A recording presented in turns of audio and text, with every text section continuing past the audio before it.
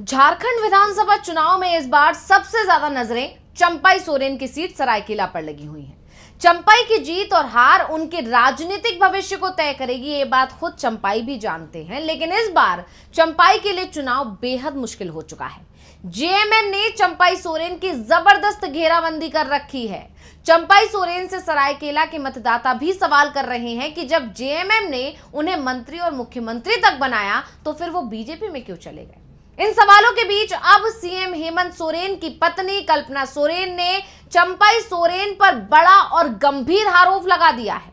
उन्होंने दावा किया है कि चुनावों के बीच केंद्रीय जांच एजेंसियों की छापेमारी का काम में जो तेजी आई है उसके पीछे चंपाई सोरेन का ही हाथ है। अब कल्पना के आरोपों से चंपाई के साथ पूरी की पूरी बीजेपी ही सवालों में आ गई है। सवाल उठ रहे हैं कि क्या सरायकेला सीट से चुनाव हार रहे हैं चंपाई सोरेन। चुनाव में अपनी हार को जीत में बदलने के लिए चंपाई को केंद्रीय जांच एजेंसियों की मदद की जरूरत पड़ रही है, या फिर विपक्ष को डराकर चुनाव जीतने की कोशिश में है चंपाई सोरेन। और आज हम अपनी स्पेशल रिपोर्ट में कल्पना सोरेन के इन्हीं दावों पर करेंगे बात। नमस्कार, मैं हूं अंशिता।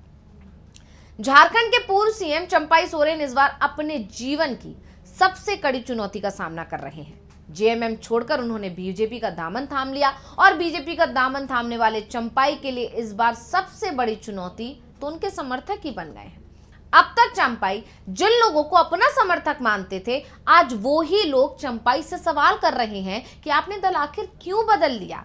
झारखंड में जो पार्टी आदिवासियों के हक की लड़ाई वर्षों से लड़ती चली आ रही है, उसे छोड़ने की जरूरत आखिर आपको क्यों पड़ गई। दरअसल चंपाई सोरेन जिन लोगों को अपना समर्थक मानने की भूल जिंदगी भर करते रहे, वो चंपाई के समर्थक नहीं थे, बल्कि वो लोग जेएमएम के समर्थक थे। चंपाई जेएमएम के बड़े नेता थे। जब भी जेएमएम की सरकार झारखंड में रही, चंपाई हमेशा उस सरकार का हिस्सा रहे। ऐसे में चंपाई का जेएमएम छोड़कर बीजेपी में जाना सरायकेला के लोगों को पसंद नहीं आ रहा है, क्योंकि एक तरफ चंपाई सोरेन ने यह आरोप लगाया कि उन्हें सम्मान नहीं दिया गया, जेएमएम की तरफ से उन्हें अपमान दिया गया। वहीं दूसरी तरफ जो जनता है सरायकेला सीट की, वो ये देख पा रही है कि चंपाई को हमेशा सम्मान मिला है और इसी वजह से जो ये निराधार आरोप लगाए गए हैं चंपाई सोरेन की तरफ से, उनसे अब जनता में नाराजगी बढ़ रही है। और जिस तरह से आदिवासी समुदाय बीजेपी से नाराज है, ये जानते हुए भी चंपाई सोरेन जब बीजेपी में चले गए हैं तो जनता का गुस्सा, आदिवासी समुदाय का गुस्सा और फूट पड़ा है। और इस बात का एहसास चंपाई को जेएमएम छोड़ने के बाद ही हो भी गया था, जब उनके साथ सरायकेला का कोई भी बड़ा नेता जेएमएम छोड़कर बीजेपी में नहीं गया, क्योंकि वो भी समझ रहे थे कि चंपाई का साथ भारी पड़ सकता है उनको। और अब विधानसभा चुनाव में चंपाई को सरायकेला सीट पर पहली बार हार मिलते हुए दिखाई दे रही है, क्योंकि हेमंत सोरेन ने चंपाई की जबरदस्त घेराबंदी कर दी है। हालांकि शुरुआत में जब भी चंपाई को लेकर हेमंत सोरेन या कल्पना सोरेन से कोई बयान किया जा रहा था, तो वो खुलकर किसी भी तरह से अटैक उन पर नहीं कर रहे थे, कोई भी गंभीर आरोप नहीं लगा रहे थे। यहां तक कि अगर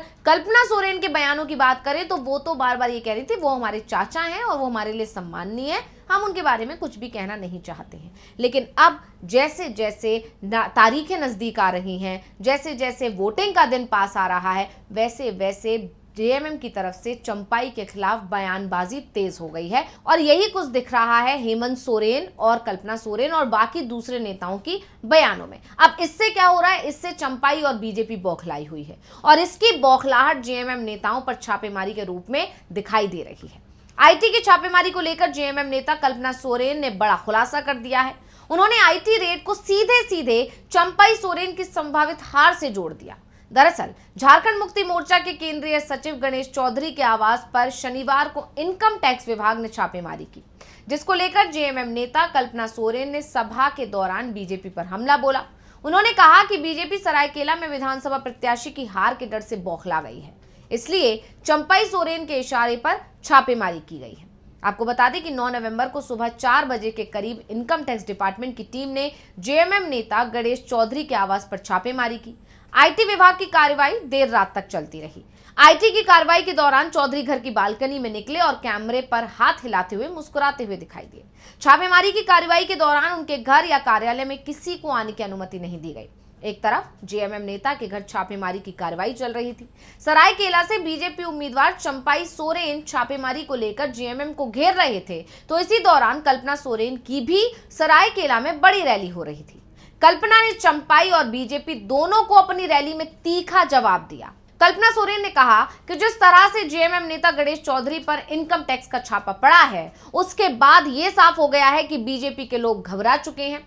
विधानसभा नामांकन के बाद सरायकेला में जो 3 रैलियां हुई हैं, उनके जनसैलाब को देखकर बीजेपी घबराहट अब सामने आ चुकी है और उसने साम दाम दंड भेद का प्रयोग करना शुरू कर दिया है। ईडी और सीबीआई के जरिए हमारे मुख्यमंत्री को डराने का प्रयास किया जा रहा है।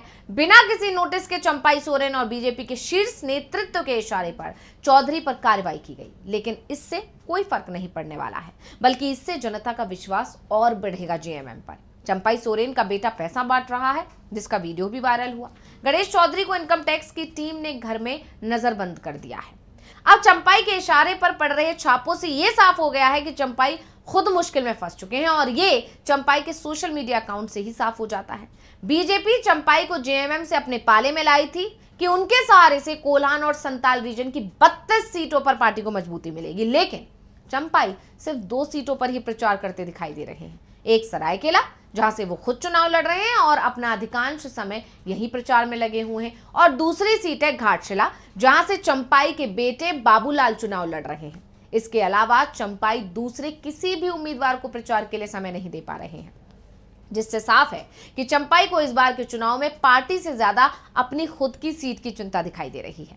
जबकि जेएमएम में जब चंपाई सोरेन थे तो पूरे कोल्हान में चुनाव प्रचार की रणनीति तैयार करने की जिम्मेदारी उनके ऊपर ही हुआ करती थी, लेकिन बीजेपी में शामिल होते ही चंपाई को अपनी लोकप्रियता के घटने का एहसास हो गया है। अगर कल्पना सोरेन के दावों को सच भी मान लिया जाए तो ये साफ है कि चंपाई को अब अपनी जीत के लिए केंद्रीय जांच एजेंसियों की मदद की जरूरत पड़ रही है। वैसे कल्पना सोरेन के दावे से एक बात और साफ हो गई है कि अब जेएमएम चंपाई के खिलाफ किसी भी तरह की नरमी के मूड में नहीं दिख रहा है। कल्पना ने जो दावा किया है उससे साफ है कि चंपाई की तरफ से हेमंत सोरेन और उनके परिवार को निशाना बनाने की कोशिश की जा रही है। इसलिए अब हेमंत सोरेन, जो अभी तक चंपाई को लेकर नरम रुख दिखा रहे थे, कल्पना सोरेन चंपाई के खिलाफ बयान देने को तैयार नहीं दिख रही थी। जब भी चंपाई का नाम लेती थी तो चंपाई चाचा बोलती थी, लेकिन अब उन्होंने चंपाई के खिलाफ तीखा हमला शुरू कर दिया है। कल्पना सोरेन के दावे का अभी तक चंपाई जवाब नहीं दे पाए हैं।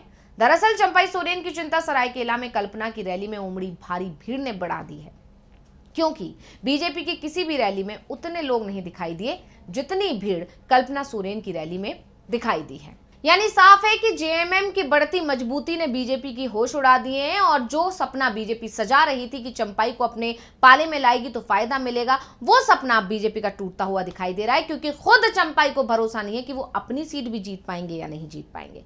तो इस बार का ये जो चुनाव है वो चंपाई के लिए बेहद मुश्किल है। चंपाई का राजनीतिक भविष्य दांव पर लगा हुआ है। तो अब देखना होगा कि चंपाई अपनी सीट भी बचा पाएंगे या नहीं बचा पाएंगे, और बीजेपी को फायदा पहुंचा पाएंगे भी या नहीं पहुंचा पाएंगे। तो ये रिपोर्ट आपको कैसी लगी, हमें कमेंट करके अपनी राय जरूर दीजिएगा। इसी के साथ मुझे दीजिए इजाजत। देखते रहिए डीवी लाइव। नमस्कार।